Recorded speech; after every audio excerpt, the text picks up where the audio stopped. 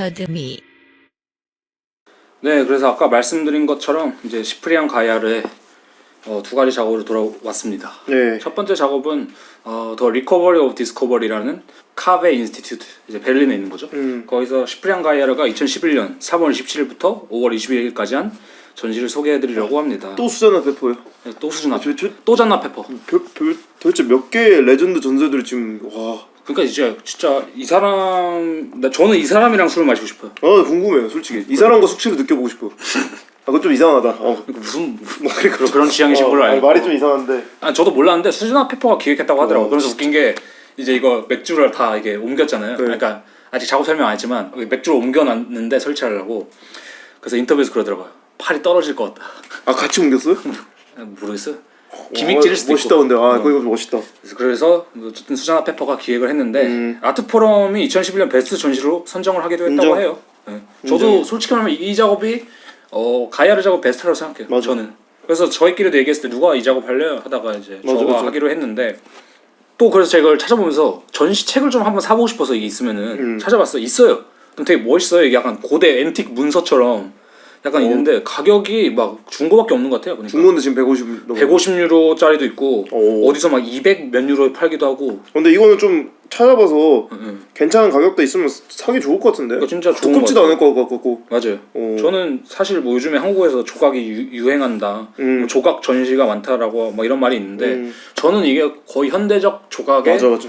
최신본으로 봤을 때는 그래도 꽤 좋은 예시 중 하나다. 이런 저는 이 작업 보면서 진짜 부러웠던 게 저도 이제 가끔 사람들이랑 퍼포먼스 했었잖아요. 근데 일단 스케일이 어마어마하고 그지. 이미 안에 있는 내용이 알차고 준비가 다 됐고 이미지가 강렬하기 때문에 내비로 둘 수 있는 작업 알죠? 맞아. 니네가 이제 장은 내가 다 깔아놨으니까 니네가 놀아. 그럼 맞아. 관람객들 초대하고 하면 되는 그러니까 장은 내가 봤으니까 응. 너네 재밌게 놀아. 진짜. 근데 그러면 어떻게 되냐면은 그러니까 참여 예술은 이거거든요. 맞아, 참여 예술은 우리가 보통 생각하는 참여 예술은 어떤 식이냐면 그런 거예요. 얘들아, 우리 술 다 마셨으니까 역할 분담해서 치우자. 그치. 그래서 아무도 하기가 싫어요. 맞아, 사실. 귀찮지. 설거지는 너가 하고 저 쓰레기 네가 주워라. 근데 솔직히 아무도 하기 싫잖아. 맞아. 근데 이거는 장은 내가 봤으니까 그치. 니네 놀아라 그치, 하니까 그치. 자연스럽게 참여가 되는 거죠. 그래서 좋은 예시에 좀 참여 예술이지 않나. 근데 이 전시를 한번 좀 설명을 해주시죠. 네, 우리 약간 너무 지금 갑자기 신나가지고. 잡설이 길었는데 설명을 하자면은 이 전시는 가장 간단해요.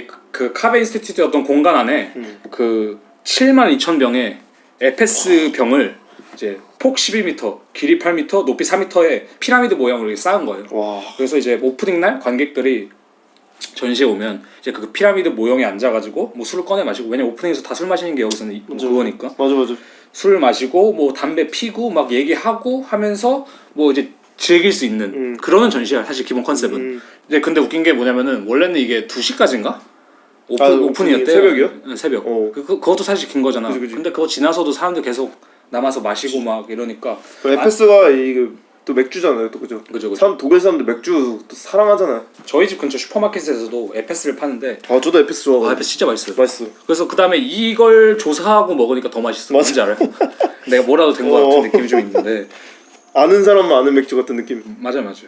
그래서 이게 전시 제목이 리커버리 오브 디스커버리, 그러니까 발견의 회복 뭐 이런 느낌인 건데, 사실 이거는 저희가 전에 말하는 이제 그 문화재나 어떤 건물의 보존과 파괴 이런 맥락이랑 되게 많이 얽혀 있는 건데, 이 전시를 좀 이해하기 위해서 페르가몬 재단이랑 에페스 맥주에 대해서 좀 얘기를 해야 돼요. 네. 에페스 맥주에 대해서 간단히 먼저 얘기를 하자면은, 에페스 맥주는 이제 터키 약간 국민 맥주라고 생각하면 되거든요. 그죠. 이게 독일에서 많이 마시긴 하는데 터키 맥주인 거를 모르시는 분도 많아요. 그죠? 맞아.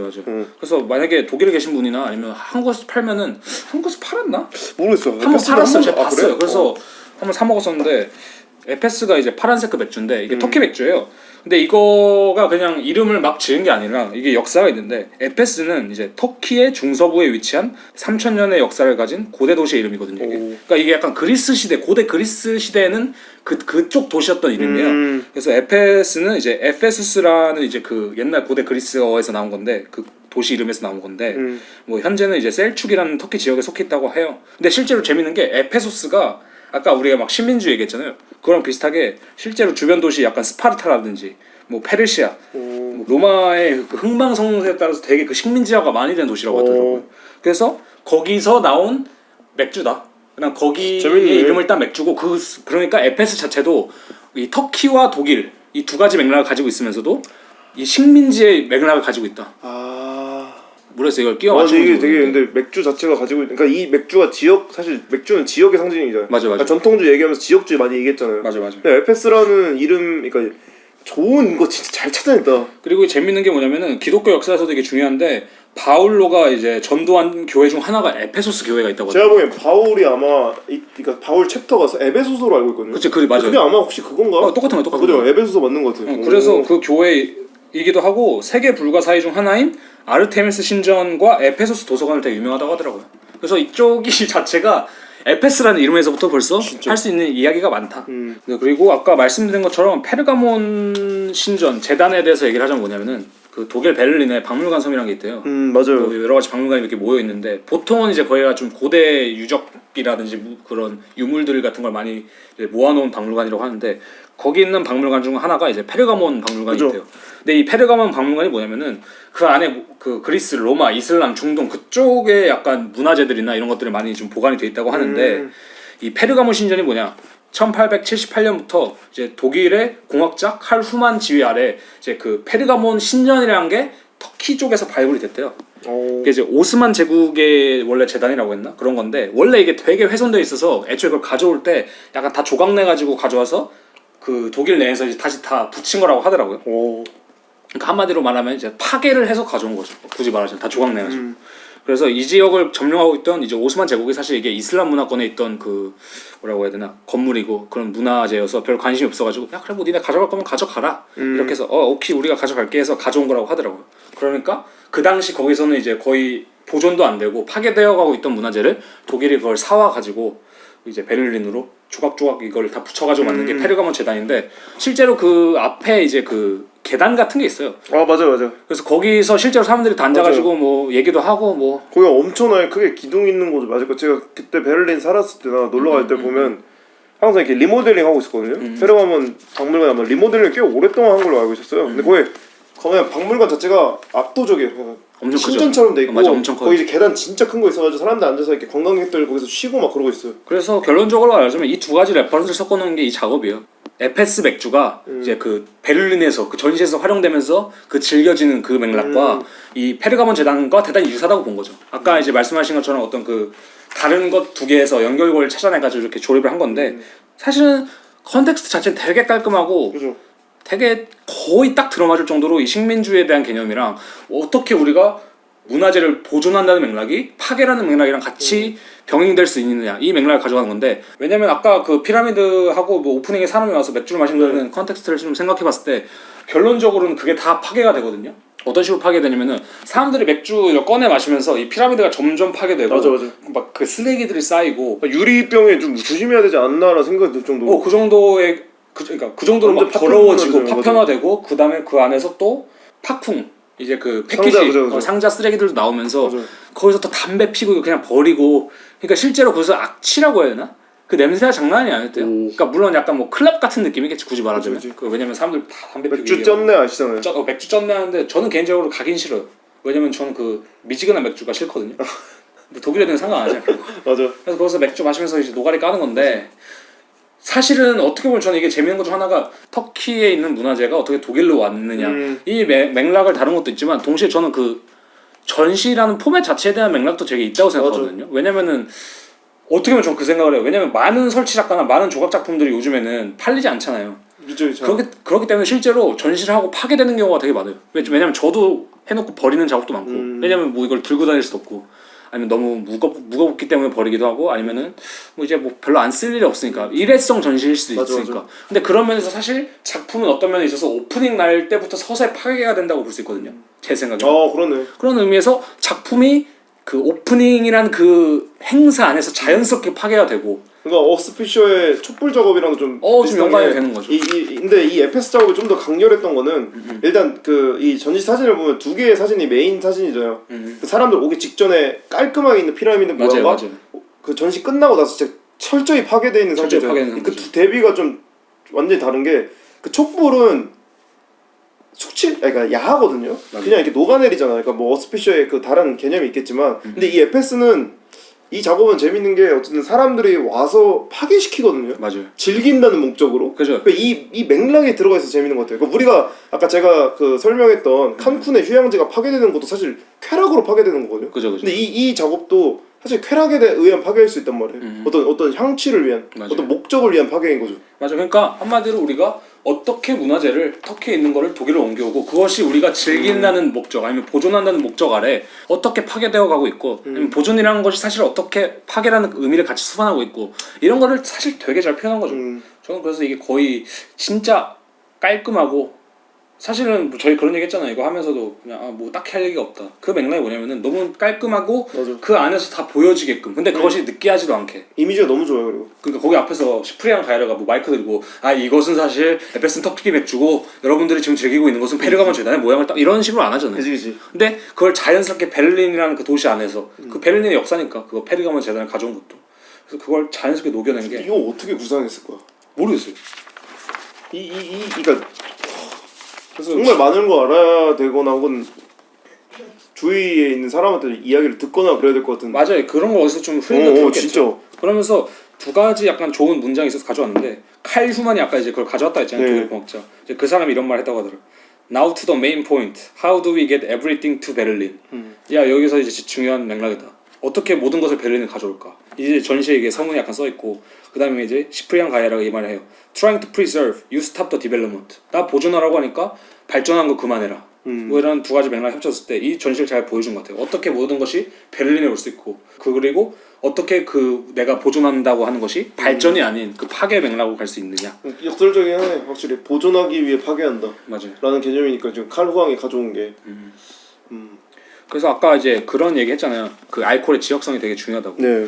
그래서 실제로 그 전시 서문에 이런 글이 있더라고요. 알코올의 지리적 기원이 종종 소비자에게 매우 중요함에도 불구하고 알코올 소비가 증가함에 따라 출처는 점점 중요하지 않게 된다. 이게 뭐냐면은 약간 좀 현학적으로 쓰는 거긴 한데 이런 거예요. 우리가 술을 마시기 시작하면은 취하면 어느 순간 좋은 술 따윈 필요 없거든. 그냥 맥주기만 하면 돼. 맞아. 약간 이런 맥락으로 갔을 때 알코올 자체에도 어떻게 보면 되게 지리적 기원이 있음에도 우리가 그것을 많이 소비하고 할수록 점점 더 그것이 어떻게 파괴되고 그 이제 미술 아카데미 학생들 돈이 없으니까 나중에 진짜 제일 싼 맥주 마시잖아요. 쓰레기 맥주 마시는 죠. 그거 근데 다음날 숙취 미치거든요. 맞아요. 근데 그걸 알면서 상관없는 게 그러니까 그냥 취하기 위해 마시는 거잖아요. 맞아요. 그냥 자기를 파괴하기 위해 마시는 거라. 그래서 실제로 이 다음 서문 그 문장이 이어지는 게 그거예요. 조각품의 점진적인 파괴의 선을 따라 알코올은 점차적으로 몸과 마음을 없애고 파괴한다. 그래서 진짜 이 사람은 술을 좋아하는 것 같기도 하고 이 맥락을 진짜 잘 써요. 진짜 근데 이거 기가 막힌 작업이에요. 그 다음에 술을 전시에 쓴다는 거는 누구나 좋아할 맥락 아니냐 사실은. 그지. 사실 예술하는 사람이 술 안 좋아하는 사람 별로 그치, 없는데. 이제 아는 분 중에 그 막걸리 씨 있잖아요. 자주 등장하는 분. 근데 그분도 한때 이제 전시 생각했던 것 중 하나가 파티를 여는 거였거든요. 그죠. 근데 사실 저희도 알잖아요. 전시 오프닝에 가는 이유는 전시를 보러 가는 게 아니에요. 술 마시고 사교하러 가는 거거든요. 맞아. 근데 이는 시프리앙은 이걸 기가 막히게 이용한 거죠. 그러니까 그 뭐라고 하냐 일심동체 자웅동체 만들어 버린 그러니까 거죠. 맥락과 함께. 그러니까 이거 안 좋아할 수가 없는 전시인 거지. 맞아. 저도 그래서 가끔 전시나 아니면 이런 걸 볼 때 허무한 것 중 하나가 예술을 한다는 새끼들은 결국 작업에 아무 관심이 없다. 제가 말한 거. 그죠. 예술하는 사람들이 재밌는 게 예술 작품보다는 예술을 얘기하러 가는 거거든요. 맞아요. 그러니까 본질은 따로 두고 그냥 얘기하러 가잖아. 사교할 때. 네 작업은 흥터레스팅하고 우선은 이런 거죠. 근데 예술 작품 저기 있는데 그지? 그냥 이런 거죠. 뭐 작업 봤어? 가일 뭐 이러고 그치. 끝나는 거죠. 그리고 이제 딴 얘기 하고 뭐 이런 맞아. 맥락을 봤을 때 뭐 물론 또 진지한 사람들은 또 그거에 대해서 많이 얘기도 하지만 그지. 어쨌든 간에 젊은이들의 이 문화를 향유하는 방법은 이 술과 뗄라고 해도 뗄 수 없는 존재이기 때문에. 근데 이 전시는 제가 하고 싶다. 저도 제가 했었다면 거기 서 있었다면은 뭔 느낌일까? 사람들 그 부시는 맛 있잖아요. 맞아. 근데 모르겠어. 저는 그런 생각해요. 내가 이 전시였다면 누가 왔을까? 한 두세 명이. 아니 카베 인스티튜트 썼다면. 그렇죠. 그럼 많이 오죠. 그지. 네. 그래서 그건 두세 명이 와도 매력적인 전시일 건. 그지. 그런가요?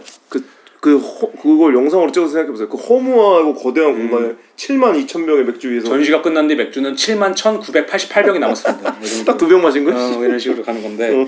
그래서 저도 여기서 이걸 좀 끝낼까 했는데 사실 이런 맥락도 좀 얘기를 해보고 싶더라고요. 뭐냐면은 조각이란 거를 좀 얘기해보고 싶은데 뭐 예를 들자면은 옛날에 이제 도널드 저드가 스페시픽 오브젝트라는 되게 그 개념을 내놨거든요. 네. 그게 뭐냐면 이제 회화도 아닌 조각도 아닌 것, 비조각이라고 많이 얘기를 하는데 요즘에는 이게 좀 흔한 개념으로 자리 잡았죠. 어떻게 보자면 우리가 설치물을 만든거나 어떤 아까 말한 인시투라든지 아니면 어떤 그 공공예술 아니면은 그 기관 안에서 어떤 되게 일시적인 설치물처럼 만드는 것이 사실 이거의 약간 연장선이라고 보면 되는데 이제 로잘린드 크라우스도 비슷한 얘기를 했거든요. 모모가 아닌 것.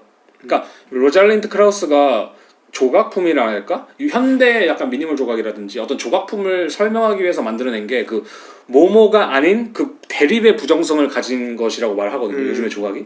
근데 이것도 봤을 때 시프리안 가일은 맞는 것 같아요. 이것은 보존되고 있는 것도 아니고 파괴되고 있는 것도 아니고 그치. 이것은 발전하고 있는 것도 아니고 뭐 어떤 것도 아니고 이것은 뭐랄까 전시도 아니고 오프닝도 아니고 약간 이런 그 옛날에 김준호 씨 나온 개콘 있잖아요. 그 뭐였죠? 무슨 거? 나는 뭘 하는 것도 아니고 뭘 하는 것도 아니에요. 약간 그런 맥락의 예술이 요즘에 많이 이제 통용된다고 말하는데 이게 모르겠어요. 요즘까지 유효한지 모르겠는데 그 당시에 이제 이것도 뭐 1900년대 후반이랑 뭐 2000년대 초반인가? 재밌는 게 그거네요. 어쨌든 알코올을 마신다는 건 마시고 난 뒤에 빈 병은 의미가 없어지거든요. 왜냐면 알코올을 맥주에서 제일 중요한 건 맥주 병이 아니라 안에 들어있는 물이거든요. 그죠. 맥주잖아요. 그죠. 근데 사실 그 전시가 끝나고 나서 제일 본질적인 맥주들은 다들 사람들의 이 뱃속에서 그냥 흩어졌거든요. 근데 거기 남은 건 잔해밖에 없잖아요. 좀 오버하자. 근데 그냥 그런 것도 생각을 해봤을 때 재밌네요. 왜냐면은 그 사람들이 어딘가 가서 또 오줌을 싸고 아니 뭔가 여러 가지 할 거 아니에요. 그죠. 근데 그게 베를린 사는 사람들만 왔을까? 아니죠. 생각했을 때 여러 가지 기회 때 그것도 퍼져나가잖아요. 그렇죠. 그것도 생각을 해보면 그러니까 그런 맥락으로 생각할 수도 있고 또 동시에 뭐 이게 조각품이냐 아니냐 이런 맥락으로 볼 수도 있고 그치. 이게 설치냐 아니냐 이게 뭐 참여예술이냐 아니냐. 그치. 근데 이 이향 대립을 되게 사용하는 게 되게 중요하다는 맥락으로 봤을 때 어떻게 보면 이 작업도 되게 맞아. 그거의 중간에 있는 게 아닐까. 맞아. 제 생각에는. 근데 왜냐면 저는 시프리안 가이르의 좋은 작업의 특징이 되게 단순 명쾌한 게 약간 특징이라고 생각하거든요. 왜냐면은 제가 이 작업을 높게 평가하는 이유 중 하나가 그거예요. 이 사람이 어떤 개념을 사용했다가 아니라 어떤 작품을 사실 우리가 직관적으로 아니면 우리가 그 몸에 와닿게 실제로 느낄 수 있는 경우는 거의 없다고 생각하거든요. 근데 가이아르는 이것을 어떤 부분에서 되게 자연스럽게 성취했죠. 왜냐면 우리가 몸에 닿는 예술이라고 했을 때 되게 사실 어설퍼요. 뭔지 알죠? 맞아. 이걸 쓰셔야 합니다. 이걸 입어보셔야 합니다. 그런 거 싫어하죠. 이걸 뭐 해보셔야 합니다. 이런 건데 아니면 이 사탕을 가져가셔도 됩니다. 뭐 이걸 뭐 하셔도 됩니다. 이런 것들은 사실 몸에 닿기 위한 어떠한 되게 이상한 절차가 있다고 느껴지는데 가이아르의 작업은 그거의 격차가 거의 없는 것 같거든요. 그러니까 오프닝 때 술을 마신다라는 것이 작업이 되니까 그렇죠. 그냥 거리낌이 없는 거죠. 그러니까 그 통로가 없어진 거지. 그리고 예술인들에게 이 계단 같은 데서 마시는 거는 사실 일상이거든요. 그치. 그렇기 때문에 그런 것들이 근데 또 어쨌든 간에 페르가몬 재단이든 상상이 되네요. 벌써 딱 들어가자마자 애들 뛰어 올라서 그 예술가 야망 있잖아요. 뭐 이거 분명 100% 사진 찍힐 거기 때문에 꼭대기에 앉으려고 하죠.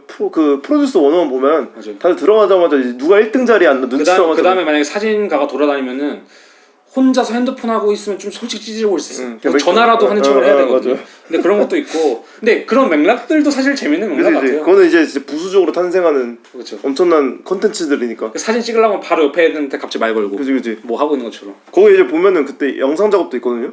영상 작업이 아니라 그 영상 아카이빙이 있잖아요. 근데 재밌어요. 사람들 이렇게 막 마시고 있고 막 얘기하고 있고 막 떠들고 있고 보면은. 그 다음에 이 사람들도 그러니까 이것도 뭐냐면 이 얘기가 너무 명쾌하기 때문에 거기서 이걸 술을 마시고 있는 사람들도 재밌는 게 그거 같아요. 이 작업이 꽤 대단한 작업이라는 걸 꽤 의식하고 있어요. 맞아. 그렇지만 어떤 거대한 현장이니까. 그렇지만 이 작업에 대해서 얘기하면 안 돼 거기서. 뭔지 알죠? 삶에 대한 얘기. 맞아.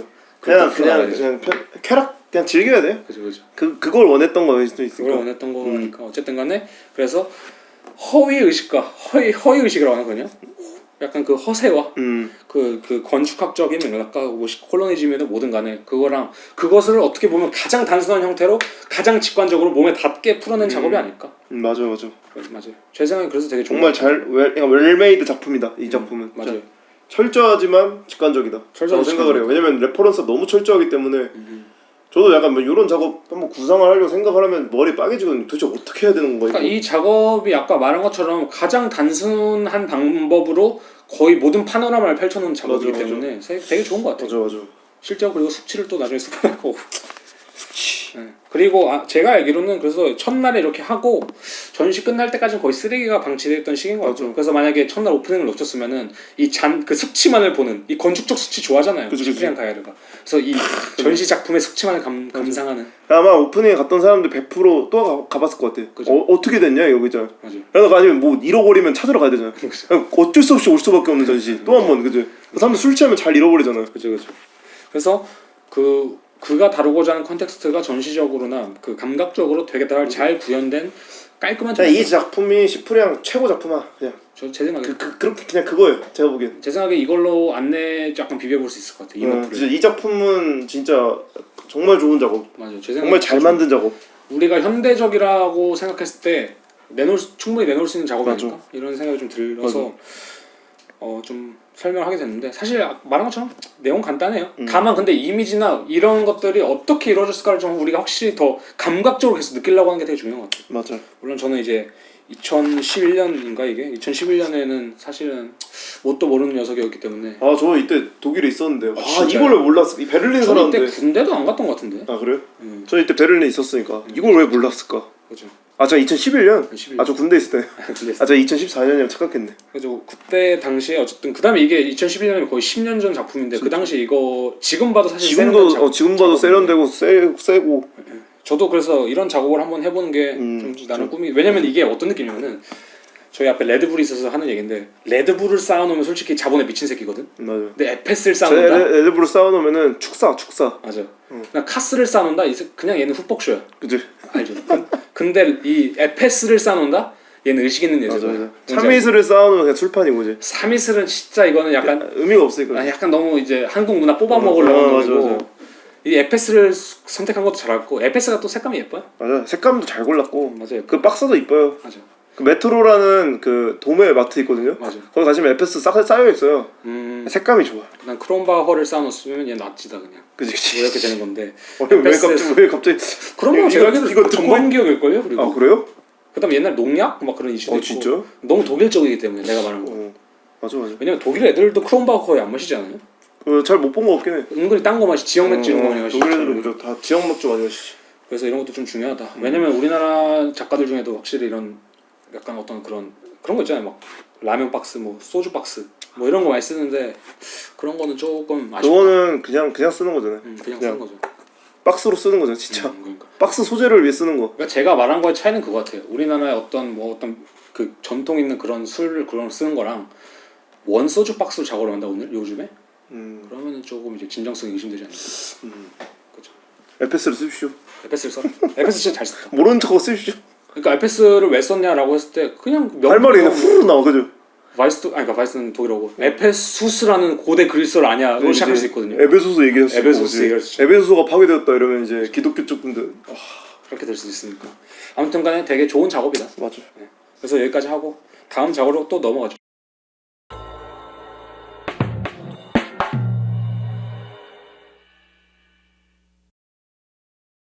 다음 작업은 아까 얘기한 것처럼 이제 Real Remnants of Fictive Wars. 그래서 한국어로 번역을 하자면은 가상 전쟁의 실제 잔재, 뭐 이런 가상의 전쟁에서 나온 실제적인 잔재, 뭐 이런 느낌으로 좀 해석할 수 있는데 이게 이제 2002년부터 2004년까지 시프리안 가이아르가 진행한 시리즈의 작업이에요. 초창기 작업이나 나름. 초창기 작업이죠. 근데 저는 이 이미지가 너무 좋더라고요. 이 이미지 중에 특히 약간 그 어떤 정원 같은데 그 나무에서 이제 뿜어 나오는 게 있어요. 그 연기가. 그게 아마 작년에 민쉔 그 이스페이스 루이비통 민쉔에서 전시된 적이 있어서 이걸 알았으면 좀 가봤을 텐데 좀 가보지 못한 게 아쉽네요. 작년이니까. 그래서 이게 1, 2, 3, 4, 5 정도까지 있는 시리즈인데 사실 모든 그 시리즈의 기본적인 논리는 똑같아요. 뭐냐면은 어떤 한 장소에 가서 보통 좀 자연 위주의 그 장소에 가가지고 소화기 연기를 엄청 쌓아요. 그래서 그걸 찍고 그것이 이제 나왔다가 이제 다시 들어가기도 하고 아니면 그게 없어지는 그 잔재를 이제 담기도 하는데 뭐 장소를 치면 뭐 파리 교회 쉘 그 마을 근처에 이제 자연에서 찍은 것도 있고 뭐 깎아지는 듯한 그러니까 한마디로 되게 엄청 그 절벽과 같은 암벽 사이에 설치된 철도 거기서 이제 나오는 것도 있고 아니면 어떤 터널에서 나오는 것도 있고 또 나무가 있는 어떤 그 정원에서 나오는 것도 있고 뭐 주차장에서 찍은 것도 있고 바다에서 찍은 것도 있는데 이 5개의 시리즈가 있어요. 이거는 사실 우리가 그 1편에서 많이 얘기했던 것처럼 엔트로피에 대한 사실 그치. 그 거의 직접적인 실험이죠. 엔트로피와 인력학체 이 법칙의 느낌으로 해서 어떻게 이 혼돈이 뿜어져 나가고 우리가 그것을 어떻게 받아들이느냐, 우리가 감각적으로 그 이미지를 어떻게 받아들이느냐에 따른 건데, 왜냐면 사실 쉽게 잘했네. 맞아, 연기가 사실 그 뭐 불이 나거나 그죠. 뭐 전쟁이 일어나거나 이럴 때 나오는 게 연기잖아요. 그러니까 연기랑은 사실 어떻게 보면 되게 뭐랄까 전쟁 연적이니까 무서운 거잖아요. 어떤 왜냐면 연기가 난 좋은 흔적으로 나오는 건 거의 없는 것 같아요. 제가 생각해 재밌는 연기는 소독차에서 나온 연기밖에 없던 것 같아. 그죠. 그 외의 연기들은 무서웠어.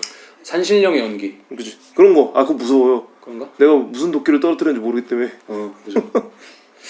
아무튼 뭐 그런 연기를 좀 활용해서 그런 불안감, 혼돈, 뭐 우리가 그때 말했던 타락, 뭐 이런 식의 걸 한 건데 왜 이걸 또 썼냐? 그러니까 왜 이 작업을 했냐라고 했을 때 전 이미지가 너무 좋은 것 같아요. 맞아. 저 이거 하나 봤었어. 이것도 에페스 작업이랑 비슷한 게 뭐냐면은 간결하게 맞아. 되게 잘 보여주는 것 같다. 뭐 그가 가지고 있는 고고학적인 그런 거랑 그 연기가 가지는 약간 그 엔트로피와 혼돈에 대한 개념을 잘 섞은 것 같다. 그래서 이걸 선택했는데 어떤 글에서 이런 말이 있더라고요. 플레인 에어 그래피티라는 표현을 사용하더라고요.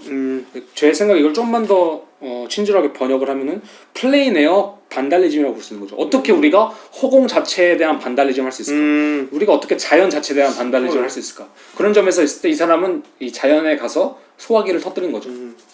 그래서 공기를 반달리즘 한다라는 거 생각지도 그렇죠. 못했는데 생각해보니까 그게 되게 재밌는 대기 거죠. 오염을 생각했을 때 가장 떠오르는 이미지가 바로 연기니까 공장에. 사실 되게 뻔한 건데. 그러니까 근데 이거 와 이 단어 재밌죠. 기가 막힌데? 그러니까 왜냐면은 그 우리가 반달리즘이라고 하면 특정한 어디 가서 멋있는 걸 해야 된다고 생각하는데 근데 이거를 가이아르가 쓴 표현은 아니죠? 가이아를 쓴 건 아니고 누가 이제 표현을 한 거죠. 와 근데 이렇게 표현을 하네요? 그죠. 그래서 또 다른 이제 설명 글에는 이런 식으로 표현을 해놨더라고요. 그 백색의 연기 구름이 나무에서 분출하여 가지를 감염시킨다. 곰팡이와 같은 포자와 함께. 뭐 이런 식으로 해서 우리가 되게 직관적으로 이 두 가지 키워드만 딱 남긴 것 같아요. 자연과 혼돈. 그래서 이걸 좀 실험하는 작업이 아니었을까. 아 근데 이 작업은 조금 이 작업은 내가 써먹을 수도 있었을 텐데 내가 왜 소독차를 까먹고 있었을까? 수덕찬이 기생충에 썼어요 이제. 아 맞네.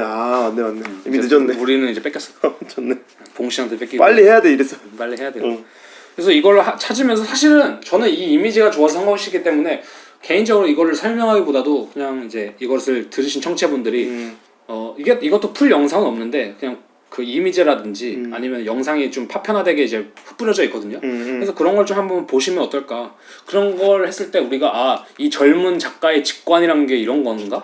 라고 좀 느낄 수 있는 그런 좀 맥락이 있는 것 같고. 그래서 이걸 찾으면서 좀 다른 걸 하나 찾았는데 저는 결론적으로 이 에페스 작업이랑 이 작업을 얘기하고 나서 하고 싶었던 얘기가 결국에 이 맥락 쪽으로 나아간 건데 그 종합해서 말하자고 하면 뭐냐면은 블라디미르 나보코프라는 작가를 실제로 좋아한대요. 이제 우리나라에 롤리타만 알려져 있잖아요. 이 작가가 그 롤리타 이 작가가 이제 롤리타 작가인데 실제로 이제 가이아르가 이 사람을 좀 좋아한다고 하더라고요. 이 사람 책을. 그래서 실제로 저도 몇 개 이제 그런 어구랑 구절 같은 걸 찾아보니까 좋아할 수밖에 없겠다 이 생각이 든 게 뭐냐면은 막 이런 구절들을 보면 약간 딱 가이아르가 생각나는 게 있어요. 뭐냐면은 And the rest is rust and stardust. 나머지는 녹슨 것이고 그 스타더스트 그 성운. 이거 성. 그러니까 이게 약간 굳이 말하자면 특정한 뜻은 없는데 우선 깐지가 난다. 그래서 한마디로 약간의 어떻게 보자면 그 넓은데 흩어지는 먼지 같은 느낌이겠죠 사실은. 그래서 And the rest is rust and stardust 이런 것도 롤리타에 나오고 The breaking of wave cannot explain the whole sea. 그러니까 파도의 부서짐은 그 바다의 전체를 설명할 수 없다. 근데 뭐 이런 단어들을 봤을 때 약간 그 뭔지 알죠? 가이아르가 좋아할 진짜, 만큼 간지가 안에 있거든요. 가이아르가 표현하고 싶어하는 거를 딱 말하고 있네요. 그죠. 그래서 블라디미르 나보코프의 좀 특이점이랄까 특성을 좀 찾아봤는데 실제로 재밌는 게 공감각이더라고요. 우리가 전에도 공감각 얘기를 좀 했었던 것 같은데 블라디미르 나보코프가 한 2-3개 국어를 좀 자유자재로 쓸 수 있는 사람이라고 언어적인 감각이 되게 발달한 사람이라고 많이 표현이 되어 있는데 그래서 실제로 러시아어로 쓴 소설도 있고 영어로 쓴 소설도 있는데 어떤 경우가 있냐면은 자신이 쓴 소설을 자신이 번역하기도 했대요. 왜냐면은 사람들이 오역을 할까 봐. 그러니까 그것처럼 언어적인 그거에 대해 되게 예민했다고 하더라고요. 그래서 실제로 그 번역이라든지 언어적인 거에 대해 되게 민감했던 사람인데 그래서 자신을 공감각적 능력이 있는 사람이라고 표현을 했다고 하더라고요. 그러니까 예를 들자면 뭐 단어라든지 숫자, 뭐 색상 이런 걸 연계해서 되게 자신 스스로 많이 인지했다고 하더라고요. 그래서 언어 유희, 실제로 그의 책은 언어 유희라든지 이런 공감각적인 언어를 사용하는 게 되게 많고 그래서 되게 스타일리시하다고 하더라고요. 제일 재밌는 게 제가 얼마 전에 아닌데 꽤 오래전에 읽은 책이 있어요. 여기에 좀 꽂혀 있잖아요. 거울촉과 공감각이라고 하는데 저기 이제 하버드대 정신과 의사였나? 그래. 신경외과 의사분이 쓴 책인데 저분도 저래요. 공감이 저분도 어릴 때부터 뭐 예를 들면 레드불 캔을 보면은 구름이 이렇게 뭉게뭉게 피어오르고 그러니까 이게 있더라고요. 이게 약간 어떤 병일 수도 있다고 하더라고요. 그러니까 저도 찾아봤는데 이게 몇 퍼센트였지? 2%인가 정도의 5%인가 2%의 인구가 실제로 이걸 가지고 있다고 하더라고요. 그래서 이 사람도 되게 고통스럽대요 처음에는. 그래서 이 사람이 이 공감각이 지금 발전한 형태가 뭐냐면 상대방이 울고 있거나 상대방이 느끼는 감정을 똑같이 거울처럼 반복한대 자기도. 그래서 정신과 의사 됐다고 하거든요. 그래서 나보코프 같은 경우는 뭐가 있냐면은 어린 나이에 숫자 5랑 빨간색이랑 동일시하고 이렇게 생각해서 이렇게 약간 사고를 펼쳤다고 하고 충성이라는 단어를 어떻게 표현하냐면은 태양 아래 놓여 있는 황금 포크. 뭐 이런 식으로 충성이라는 걸 표현하는 것처럼 이 감각적인 게 되게 좀 달랐다 굳이 말하자면. 그래서 뭐 그의 작업에는 뭐 이런 언어 유희 아까 말한 것처럼 그런 것도 많았고 신조어 같은 것도 되게 많았다고 하더라고요. 그러니까 예를 들면 그런 거예요. 그 소녀는 태양 아래 놓인 황금 포크처럼 그를 바라봤다. 근데 이것이 뭐냐? 충성했다 뭐 이런 걸 수도 있고 그치. 막 그런 식의 되게 세련된 표현들이 많이 등장한 거죠. 그래서 이거의 사실 대표적인 예시가 이제 롤리타에 나오는 건데 이게 유명하잖아요. 롤리타 내 삶의 빛, 내 몸의 불이여, 나의 죄, 나의 영혼이여. 롤리타 혀끝이 입천장을 따라 세 걸음째 앞니를 가볍게 건드린다. 롤리타 아침에 양말 한 짝만 신고 서 있을 때 키가 4피트 10인치였던 그녀는 그냥 로였다. 슬랙스 차림일 때는 롤라였다.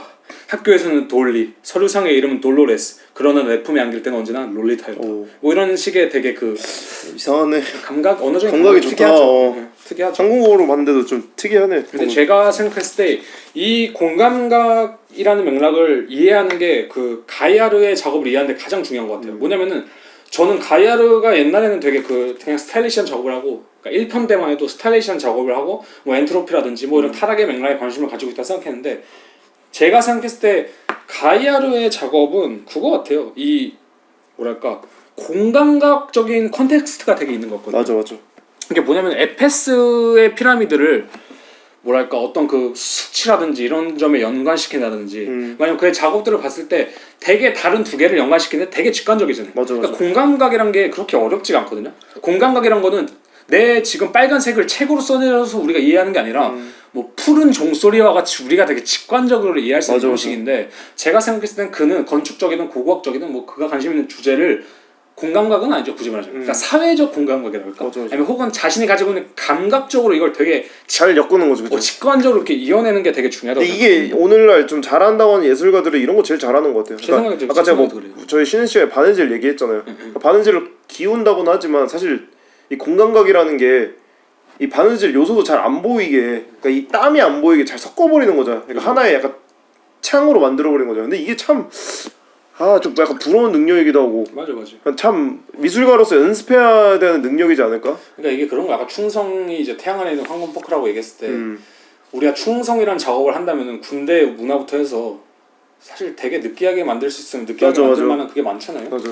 근데 태양 안에 있는 황금 포크 얼마나 가야르스럽냐. 그리고 맥락이 넓어지잖아요. 맥락이 넓어지고. 충성에 대한 걸 그렇게 표현하는 순간 맥락이 넓어지는 게 진짜 좋은 것 같아요. 맞아. 그래서 제가 생각했을 때 그의 작업 중에 구린 작업이 뭐냐면은 뭐 예를 들자면 뭐 비엔날레 때 작업이라든지 아니면 포크레인에 대리석 꼽아놓은 작업은 이 공감각적인 게 사실 많이 부각이 안 돼 있어요. 거의 사실 그런 것들은 거의 그냥 레퍼런스의 나열이죠. 그러니까 우리가 논리적으로 좀 생각할 수는 있어도 공감각적으로 이렇게 직관적으로 느끼지 못하는 느낌? 그래가지고 그런 것들이 아마 덜 좋은 작업 같은데 가야르의 좋은 작업, 나이트 라이프도 하시려다 말았지만 그런 것도 봤을 때 되게 단순한데도 어떤 그 직관적으로 우리를 때리는 감각이거든요. 그래서 영상 작업에서 유리한 게 사운드가 진짜 유리한 것 같아요. 사운드를 집어넣는 순간 공감각적으로 변해요. 왜냐면 사운드 자체가 감각 자체를 향유하는 매체이기 때문에 그걸 때려 넣는 순간 뭐 이미지랑 음악을 같이 듣는다고 생각하세요. 같이 맞아요. 보고 그러니까 이미 어느 정도 공감각이 형성이 되거든요. 그냥 공감각이란 것이 우리가 뭐 언어적으로 표현을 하긴 했지만 제 생각에는 사실 언어를 제외한 게 공감각이라고 생각해요. 저는. 맞아요. 그러니까 이 다른 감각끼리의 교류. 그러니까 언어를 통하지 않는 어떻게 보자면. 맞아요. 근데 저는 그런 의미에서 사실 현대 예술가들은 많이 언어를 사용하잖아요. 근데 가야르 같은 경우에는 그런 게 좀 덜하지 않나. 그러니까 미리 그것들이 다 합쳐져 있고 마지막에 언어로 나올 수 있겠지만 우리가 언어라는 그 도구를 통해서 다른 것들을 이어내지 않는다는 점에서 제 생각에는 가이아르 작업이 그런 강점을 가지고 있지 않을까. 맞아. 근데 구린 작업들은 좀 그런 게 있다. 제 생각에는 가이아르가 이 점을 잘 모르는 것 같기도 해요. 자신 스스로는. 그치. 그러니까 이 맥락을 우리가 짚어준 거지. 약간 뭐 거만하긴 한데 가이아르 잘 모르는 것 같아요. 요즘 작업을 했을 때. 그러니까 자신을 너무 고고학자로 생각하고 맞아.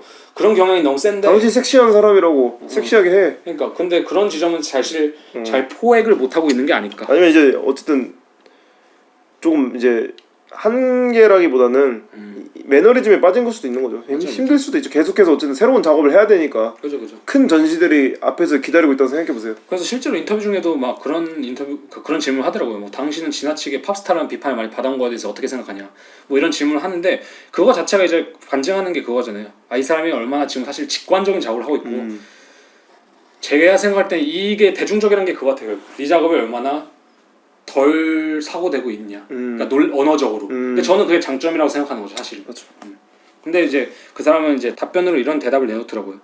나의 작업이 되게 비판적이면서 동시에 대중적이었으면 좋겠다. 뭐 이런 식으로 봤을 때 그냥 뭐 얼렁뚱땅 빠져나가는 거긴 한데 어쨌든 간에 저는 시프리안 가야르의 최종 장점은 이 예술적인 감각이라고 말할 수 있는 무언가가 분명히 있는 것 같아요. 맞아. 그래서 그게 장점이지 않을까. 맞아요. 네, 그래서 어쨌든 간에 이 작업 두 개를 좀 정리하면서 어쨌든 이제 가이아를 마지막을 정리하는 거잖아요. 네. 그래서 처음 편에서는 우리가 왜 그의 작업이 섹시할까 뭐 이런 얘기를 좀 하고 그의 작업이 다룬 전반적인 주제가 무엇인가 이런 얘기 했는데 저는 결론적으로 끝에는 이 공감각 그리고 이 맞아. 감각에 대한 좀 중요성을 말하고 싶어요 사실. 그러니까 물론 이건 제가 좋아하는 취향의 예술이긴 하거든요 당연히. 뭐 제가 이런 쪽의 예술 좋아하긴 하고 당연히 이제 이것을 듣는 분들도 이제는 저희 취향에 대충은 좀 있다는 걸 보이긴 할 건데 그래서 저도 뭐 다음 편에 이걸 다른 작가를 한다면 그런 걸 최대한 벗어난 작가를 좀 해보려고 노력은 할 것 같아요. 근데 어쨌든 간에 근데 이거는 약간 취향의 문제라기보다는 작가가 공감각을 잘 이용할 줄 아는 거는 계속 좋은 것 같아요. 그러니까 이런 것 같아요. 예를 들면은 바흐의 음악을 사실 높게 사잖아요 사람들이. 그러니까 전 재밌다고 생각하는 거거든요. 왜 검은 사지에서 악마들이 바흐의 음악을 싫어할까? 전 근데 이게 되게 좋은 예술의 포인트 같아요. 왜냐면 단순히 음악임에도 불구하고 어떤 신성을 획득했다는 거잖아요 그게. 악마들을 어떻게 내쫓을 수 있는. 그치. 근데 저는 그런 것들이 되게 좋은 예술 작품이라고 생각하거든요. 맞아. 무슨 느낌인지 알 것 같아요. 문제. 이게 단순히 그냥 논리적으로 잘 맞냐가 아니라 이게 어느 이상 올라갔을 때 획득하는 지점이 있다고 생각해요. 맞아. 근데 에페스도 저는 그런 점에서 획득을 좀 했다고 생각을 하고. 어떤 작업이 의외로 얕은 작업들이 논리적으로 귀결되는 작업이거든요. 맞아. 근데 논리적으로 귀결되는 작업들은 이미지적으로 약하면은 그냥 그런 게 다큐멘터리성 작업이잖아요. 그냥 우리가 이렇게 논리적이야 그리고 이렇게 이야기가 많아라고 그냥 훅훅훅 끝나는 것. 근데 제일 중요한 건 저희가 항상 더듬이하면서 얘기하지만 작가는 이미지로 먹고 사는 작업이거든요. 그죠. 먹고 사는 사람이잖아요. 그러니까 이미지를 기가 막히게 만들어야 되는데 맞아, 이 이미지가 논리를 뛰어넘었을 때 풍겨내는 여러 가지가 있잖아요. 맞아, 이미지가 왜냐면 냄새 같은 거거든요. 냄새를 우리가 맡았을 때 우린 여러 방식으로 표현해서 향기롭다라는 말이 제일 대중적이진 말이지만 냄새는 기억으로 파고드는 것처럼 무언가를 이끌어낼 수 있단 말이에요. 맞아. 그러니까 그럴 때 이제 좋은 작업이 탄생한다고 생각하는데 시뿌리향은 뭐 저희가 숙취 얘기도 했지만 어떻게 보면 제 냄새를 풍겨내는 작가인 거죠. 그러니까 섹시하다는 것도 냄새로 표현되거든요. 이게 맡았을 때 이 사람 채취가 섹시하다라고 할 수 있잖아요. 그죠. 그러니까 작업을 풍겨내는 냄새가 굉장히 섹시하고 그걸 할 줄 아는 사람인 거예요.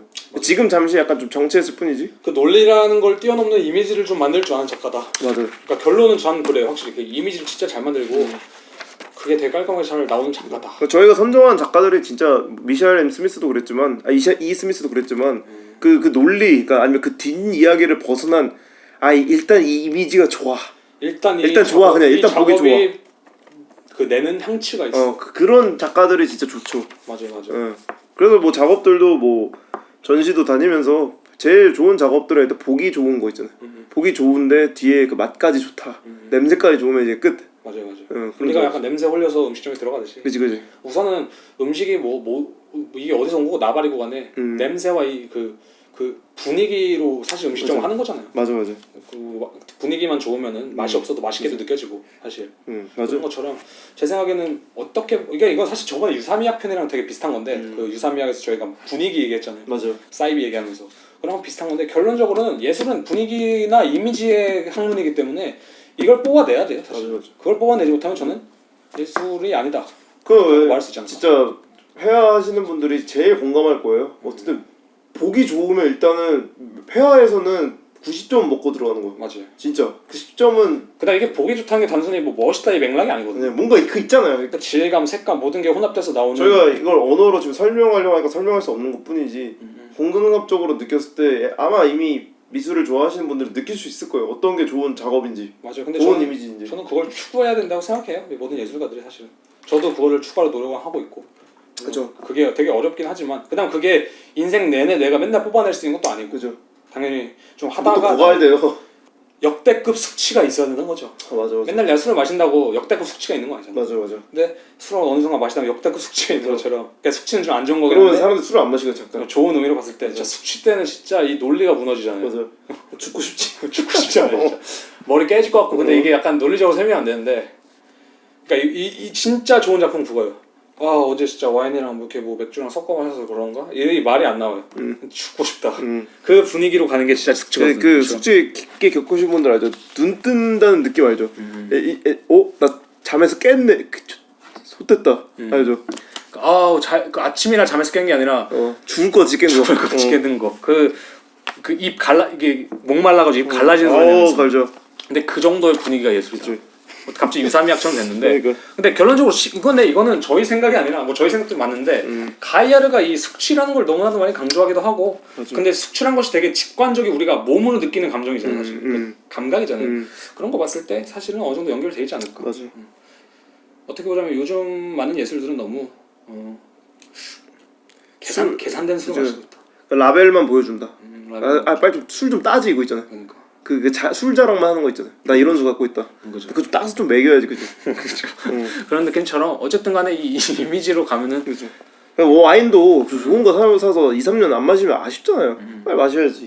그래서 저도 어쨌든 간에 이런 작업을 좀 해보고 싶어요. 에페스 작업처럼. 네, 저도 진짜 이 에페스 작업은 진짜 탐나는 작업 아직도. 맞아요. 네. 그래서 어쨌든 간에 이제 한 달간의 여정이 거의 마무리됐는데 이 시프리안 가야를 듣고 있을 때쯤이면 이제 8월의 무더운 여름을 겪고 계실 텐데. 맞아.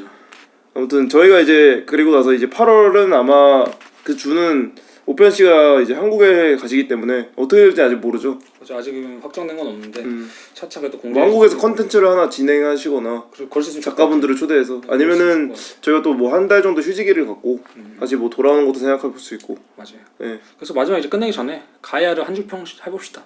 또 와. 저는 있어요 한 줄평. 뭐죠? 섹시는 부비부비다. 왜냐고요? 섹시는 흠뻑쇼다라고 하시죠. 섹시는 부비부비다. 왜냐면은 섹시하다는 거는 몸으로 느껴지는 감정이란 거지. 그지. 당신의 뭐 T존이 어떻고 뭐 광대가 어떻고 뭐 이게 관상이 어떻고 이게 아니라 섹시는 부비부비다. 달라요. 섹시는 달라. 그렇기 때문에 비주란 것이 또 중요할 수 있지 않을까? 저는 그냥 딱 합쳐서 이러죠. 숙취와 냄새 파노라마. 그냥 그런 느낌으로. 숙취와 냄새 파 이건 괜찮네. 그냥 깔끔하게 딱. 아무튼간에 그래서 이런 또 한 줄 평을 좀 남기면서 가이아를 편을 마무리 짓도록 하겠습니다. 네. 아무튼 들어주셔서 감사하고 이 여름 또 유럽에 사시는 청취자분들 폭염 조심하시고요. 지금 오편 씨가 이거 하시면서 땀을 지금 제가 지금 흠뻑쇼예요. 네, 지금 흠뻑쇼 얘기했다가 약간 유두가 비칠랑 말랑 하는데 아무튼 이렇게 열심히 녹음하고 있다는 거 알아주시고 맞아요. 또 들어주셔서 감사합니다. 근데 이번 제 편이 조금 좀 부족할 것 같다는 느낌이 드는 게 제가 지금 배도 고픈데 땀이 나가지고 지금 정신이 오락가락하거든요. 네. 그래서 빨리 이 편을 끝내고 밥을 빨리 먹어야 될 것 같아요. 네, 고맙습니다. 네, 감사합니다. 네. 감사합니다. 네. 감사합니다. 네.